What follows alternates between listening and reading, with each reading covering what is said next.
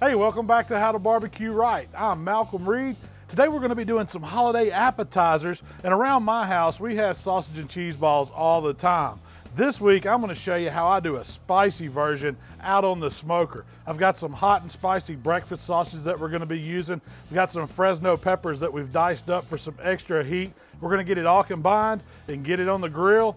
Let's get to cooking.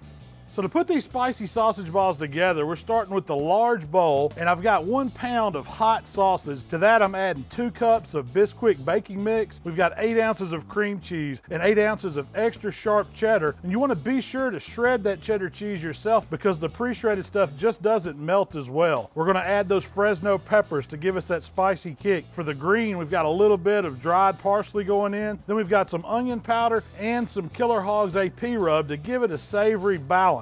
We're just going to use our hand and some gloves, and we're going to combine all of this. Really work it together till it forms kind of a meat dough. And it's going to look like this. You can see how the sausage, the cheese, the peppers, it's all incorporated together in the bowl, and it's kind of formed into a dough. Now we're going to roll it out into our sausage balls. And what I've got is just a 3/4 ounce scoop. So we're just getting a scoop of the sausage mixer, putting it in my hand, rolling it just a little bit to form it into a ball, going right on the pan. And you don't have to have the scoops, but it really makes portioning out these sausage balls really easy. Doesn't matter if they're not all perfect. That's the whole beauty of it. So I've got my Traeger Timberline fired up for this cook. I'm running at 400 degrees. You can do this on any grill. You just really want indirect heat. And since we're baking these spicy sausage balls, we need that 400-degree heat.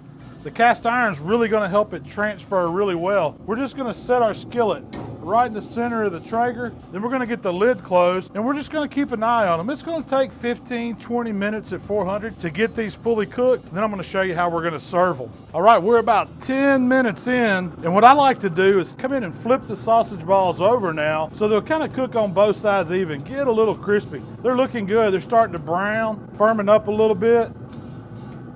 Now we're just gonna rotate them around, get them cooking even, get the lid closed and set another timer. All right, it's been about 20 minutes on these spicy sausage and cheese balls, and this is what you wanna see. They're starting to brown up really well. We flipped them over. They've drawed up a little bit. I mean, they're ready. I need to get them off at this point. A little bit of grease cooks out of them, but it's going to because of that fatty sausage that we put in it. That is what I call a holiday appetizer. Let's get these over to the cutting board. So now I'm just getting them off the iron skillet, getting them in a bowl, and this is how I would serve them at a party, for breakfast, for brunch, heck, anytime. This is about enough for me. But these sausage and cheese balls like this are highly addictive, and they are so good and easy to make. This is really a quick appetizer. It'll take you as long to get the stuff together and get it mixed up than it will cook. I mean, it was like 15, 20 minutes. They were browned to perfection.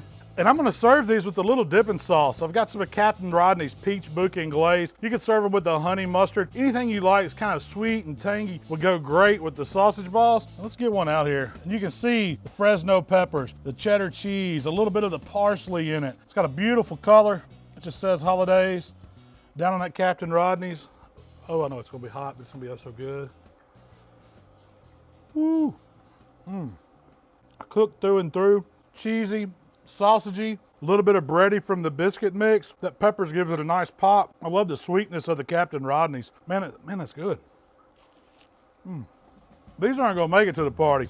Hey, you got to make several batches of these because they're gonna go so fast, people are gonna be begging you for the recipe.